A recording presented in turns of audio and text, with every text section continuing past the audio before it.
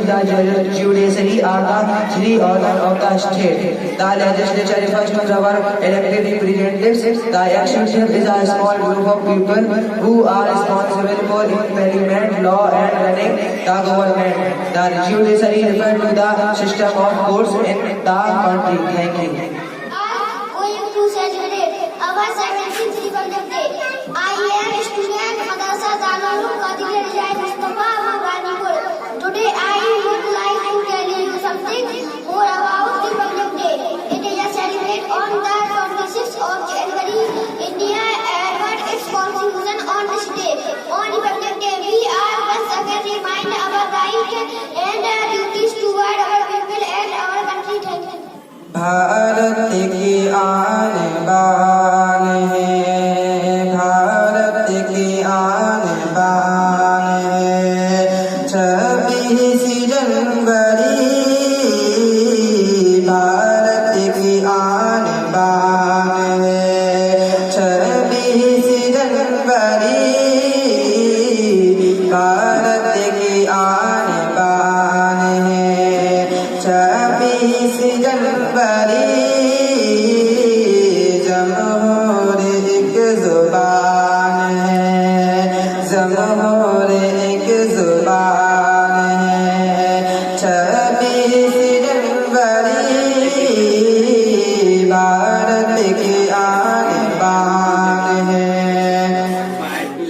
कि इसका वजूद हिंदी में, इसका वजूद हिंदी में सा वजूद है।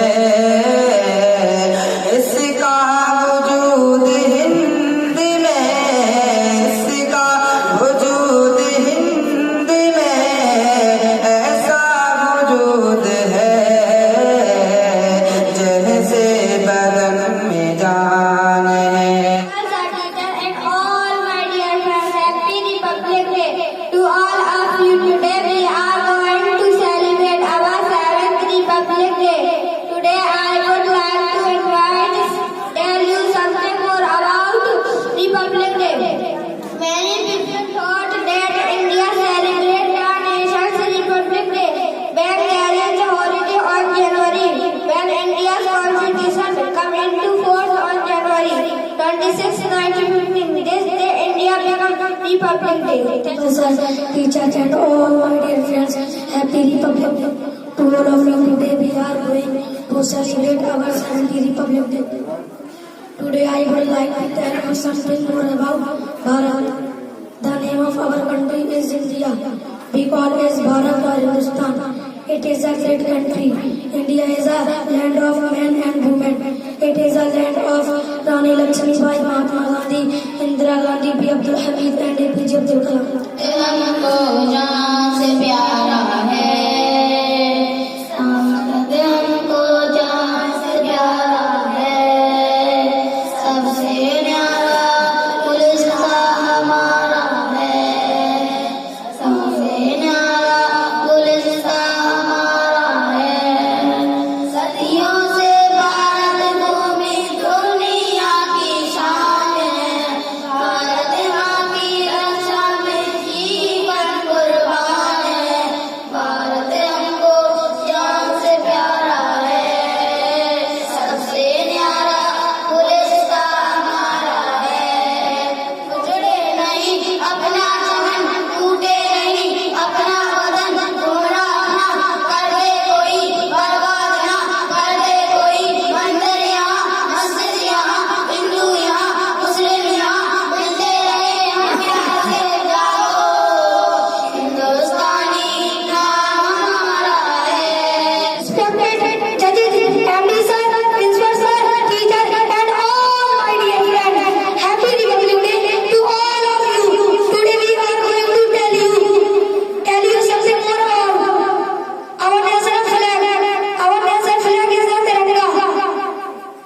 It has three colors: green, white, saffron.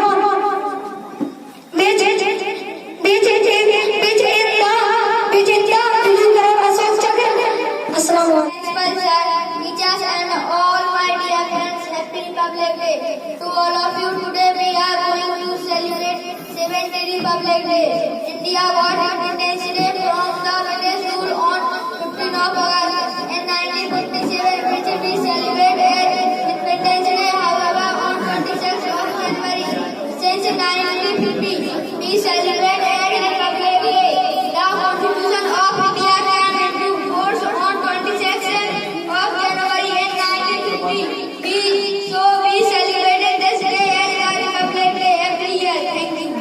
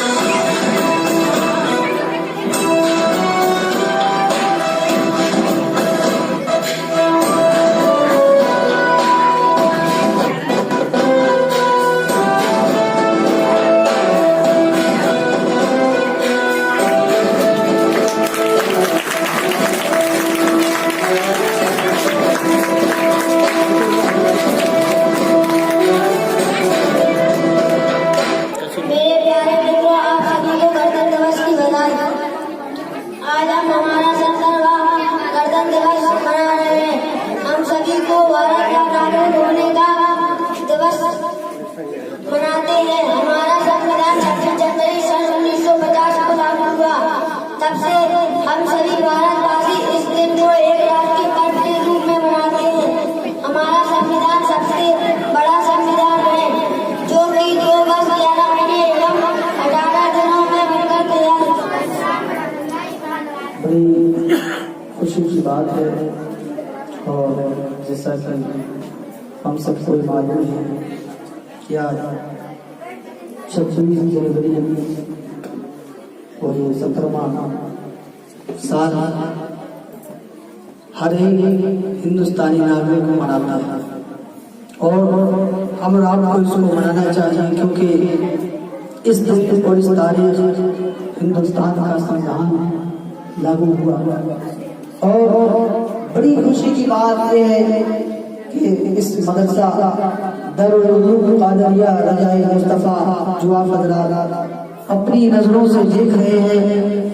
और अभी जिस तरीके से यहाँ के तालिब इल्म बच्चों ने स्पीच और जो प्रोग्राम किया और ये पैगाम जाता है और ये पैगाम हमें मिलता है यहाँ से कि हम इस हिंदुस्तान की सरजमीन पर रह करके अपने हिंदुस्तान से प्यार और मोहब्बत अमन की बात कल भी करते थे और आज भी करते हैं और इंशाअल्लाह करते रहेंगे।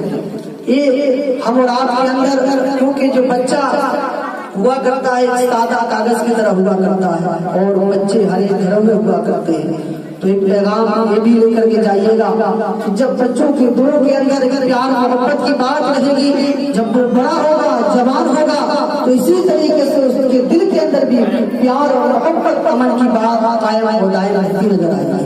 इसलिए आज हमें जरूरत है इस चीज के लिए कि दारुल उलूम कादरिया रजाए मुस्तफा में अपने बच्चों को जो है तालीम हासिल कराएं। और मैं ये अल्लाह की बारगाह में दुआ करता हूँ परवरदिगार आलम इस मदरसे को और दुगना राज्यों में तरक्की अता फरमाए और सारे मदरसों को और हम सबको मिलजुल करके रहने की तौफीक और रफ़ीक अता फरमाए।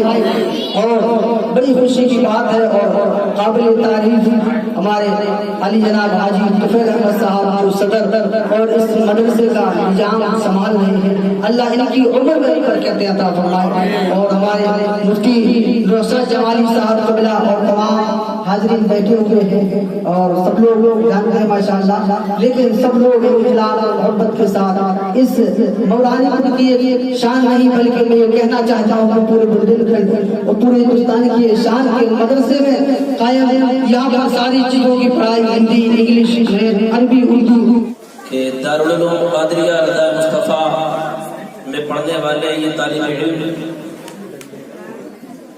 جنہوں نے اپنی میٹھی اور پیاری زبان میں اپنے درد بھرے گیتوں کو آپ کی سماعتوں کی دہلیز پر رکھا ہے۔ یہ موضوع تو بہت لمبا ہے مگر میں بہت شارٹلی اور بریفلی انداز میں آپ کو بتانا چاہتا ہوں۔ نبی کریم صلی اللہ علیہ وسلم کے دنیا میں تشریف لانے سے پہلے پوری دنیا کے اندر لوگ زندگی گزار رہے تھے۔ میں اسلام کا ایگزامپل سے آپ کو بتانا چاہتا ہوں۔ زندگی تو گزار رہے تھے مگر زندگی گزارنے کا طریقہ تھا۔ اللہ کی عبادت تو کر رہے تھے مگر اپنے انداز میں کر رہے تھے۔ زبان سے اللہ کا ذکر کر لیا، زبان سے اللہ کا نام لے لیا، بس یہی انداز تھا ان کا عبادت کرنے کا۔ اگر جب مدینے والے مصطفیٰ نے اس دنیا کے اندر اپنے مبارک قدموں کو رکھا تو جہاں پوری دنیا کو مبارک بنا دیا وہیں لوگوں کو بھی ہدایت کا راستہ بتا دیا۔ اچھا ایک چیز ہوتی ہے کسی انسان کا آزاد ہو جاتا، کسی بھی شخص کا آزاد ہو جاتا، اور ایک ہوتا ہے اس کو جینے کا طریقہ آ جاتا۔ مدینے والے مصطفیٰ صلی اللہ علیہ وسلم نے لوگوں کو ہدایت کا راستہ تو دیا، پیغام تو دیا، مگر مسلمانوں کے پاس زندگی گزارنے کا کوئی طریقہ نہیں۔ یہ تو بتایا نماز پڑھو مگر کیسے پڑھو، یہ تو بتایا کہ روزہ رکھو مگر روزہ رکھنے کا طریقہ کیا ہوگا، یہ تو بتایا کہ زندگی گزارو مگر زندگی گزارنے کا طریقہ۔ تو نبی کریم صلی اللہ علیہ وسلم نے اپنے ہاتھوں کو اللہ کی بارگاہ عالیہ میں رکھا تھا کہ اللہ تبارک و تعالی آزاد دنیا ہو چکی ہے مگر انہیں جینے کا طریقہ بتا دیا جائے، سلیقہ بتا دیا۔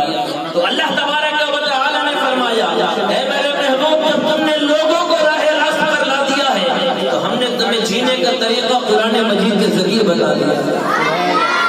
اللہ تبارک و تعالی نے مصطفیٰ جان رحمت کے قلب اطہر پر قرآن مجید کو نازل کیا، کانسٹیٹیوشن قرآن۔ دوسری بات 15 اگست کو ہندوستان آزاد تو ہو گیا تھا اور اسے لوگوں نے اپنے خون کا نذرانہ پیش کیا، اور 1857 میں 27,500 علماء کرام نے اپنے چہروں پر مصطفیٰ جان احمد کی سنت سجانے والے اور نبی کا کلمہ پڑھنے والے 27,500 علماء کرام انہوں نے اپنے خون کا نذرانہ پیش کیا تھا۔ اور پھر 47 میں جب دیش آزاد ہوا تو آزادی تو مل گئی مگر رہنا کس طریقے سے ہے، جینا کس طریقے سے ہے، زندگی کس طریقے سے گزارنا۔ کسی انسان کو آزادی مل جانا یہ بڑی بات نہیں ہے، سب سے اہم بات یہ ہے کہ اس انسان کو جینے کا طریقہ۔ زندگی تو انسان بہت سے گزار رہے ہیں مگر کیسے گزار رہے ہیں؟ عزیزان ملت اسلامیہ 15 اگست کو دیش تو آزاد ہو گیا تھا مگر دیش میں رہنا کیسے ہے، جینا کیسے ہے، زندگی کیسے گزارنا ہے، بچوں کا پالن پوشن کیسے کرنا ہے، بچوں کا مستقبل کیسے سنوارنا ہے، اس چیز کی ایک ضرورت ہے۔ اس طریقے سے مسلمان کو زندگی گزارنے کے لیے قرآن کی ضرورت تھی، اسی طریقے سے ایک ہندوستانی کو ہندوستان میں زندگی گزارنے کے لیے کانسٹیٹیوشن کی ضرورت ہے، آئین کی ضرورت ہے، سمویدھان کی ضرورت ہے۔ عزیزان ملت اسلامیہ ان کو زندگی گزارنے کا طریقہ بتانے کے لیے اور ہندوستان میں رہنے کے لیے اس کانسٹیٹیوشن کو تیار کیا گیا اور پھر یہ لاگو کیا گیا اور سب کو بتایا گیا کہ یہ سمویدھان اور یہ آئین وہ آئین ہے کہ اس برادر وطن پہ، اس میں رہنے والے برادر وطن اور اس وطن میں زندگی گزارنے والے سب میں لوگ محبت سے زندگی گزارے گئے۔ اس کانسٹیٹیوشن کے اندر ہمیں یہ بتایا گیا کہ کس طریقے سے ہمیں ہندوستان کے اندر زندگی گزارنا ہے، کس طریقے سے رہنا ہے، کس طریقے سے چلنا ہے، کس طریقے سے کرنا ہے. اس کانسٹیٹیوشن کے اندر ہمیں یہ بتایا گیا کہ جتنا ادھیکار یہاں کسی ہندو بھائی کا ہے اتنا ہی مسلم بھائی کا ہے، اتنا ہی سکھ بھائی کا ہے، اتنا ہی عیسائی بھائی کا ہے. اسے یہ احساس نہ ہونے دیا گیا کہ کسی کا زیادہ ملک کے اندر حصہ ہے، کسی کا کم ہے. اسی لیے علامہ اقبال نے فرمایا تھا کہ سارے جہاں سے اچھا ہندوستان ہمارا، ہم بلبلیں ہیں اس کی یہ گلستاں ہمارا. تو کسی بلبل کا جو گلستاں ہوتا ہے تو تمام بلبلیں اس کے اندر رہنے کے بعد چہچہاتی ہیں، تبھی اسی گلستاں سے نکلنے والی آواز سے عالم اسلام روشن ہو جایا کرتا ہے. میدان ملت اسلامیہ وطن کے اندر محبت تب آتی ہے جب انسان محبت اور بھائی چارے. آپ لوگ یہ سن رہے ہیں اور ہم بھی سن رہے ہیں کہ تمام لوگ آج اس بات پر طاقت سے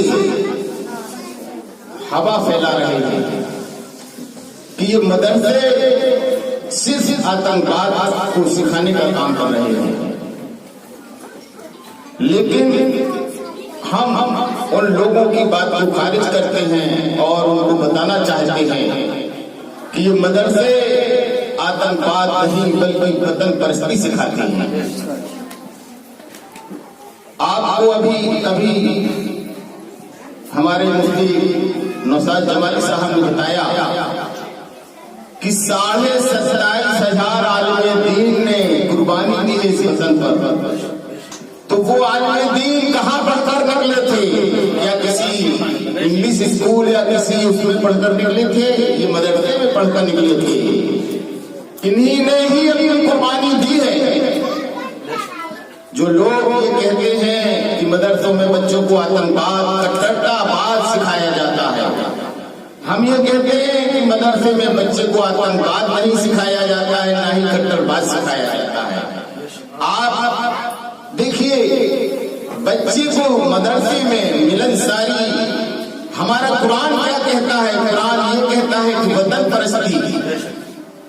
قرآن کیا کہتا ہے؟ ہمارا مذہب کیا کہتا ہے کہ آپس میں مل جل کر رہنا ہے، سبھی کو ایک اوپر رہنا ہے. لیکن ان لوگوں کو یہ بات اچھی طرح سے جان لینا چاہیے کہ ہاں یہ مانا کہ کسی مدرسے میں کبھی کچھ 1 یا 2 حادثے ہو گئے تو اس کا مطلب یہ نہیں کہ پورے ہندوستان کے مدرسے آتنکواد سکھا رہے ہیں. کچھ غلطیاں داخلے میں ہو جاتی ہیں، سبھی سے ہو جاتی ہیں. ان بچوں کا داخلہ ہوا جو واقعی کچھ اس میں پائے گئے، لیکن ان 1 یا 2 لوگوں کی وجہ سے پورے ہندوستان کے مدرسوں کو بدنام نہیں کیا جا سکتا ہے. آپ دیکھ رہے ہیں کہ آج ہمارا دیش 1947 میں بتایا تھا ابھی ہمارے گجیل سر کہ 1947 میں ہمیں وہ آزادی ملی اور 26 جنوری 1950 میں ہم پورے طور پر ہمارے ہندوستان کا اپنا قانون لاگو ہوا. تو اس میں آزادی میں کیا صرف کچھ ہی چند لوگ تھے؟ نہیں، اس میں سبھی دھرموں کے ماننے والے لوگ تھے. آزادی کسی ایک کی وراثت نہیں ہے، اور وہ آزادی جس میں اتہاس اٹھا کر آج کوئی بھی دیکھ لے، جو لوگ یہ کہتے ہیں اس آزادی میں 70% مسلمانوں کی شہادت ہے. وہ اتحاد جھٹلا نہیں سکتا ہے کوئی. جب 100 میں 70 ہم ہی ہیں تو آج ہم پر یہ انگلی اٹھانا ان لوگوں کا غلط ہے. آج یہ بچے مدرسے میں تعلیم پا رہے ہیں، یہی بچے کل ہماری ہندوستان کی حفاظت کرتے نظر آئیں گے. یہ بچے مدرسے میں پڑھ رہے ہیں، اس کا مطلب یہ نہیں کہ مدرسہ اگر بچے کے پڑھنے کے اوپر نام لگ گیا تو بچہ آتنکواد بن رہا ہے. نہیں، مدرسے کا مطلب صرف اتنا ہے کہ اس کو اپنے مذہب اپنے دین کا بھی علم ہونا چاہیے.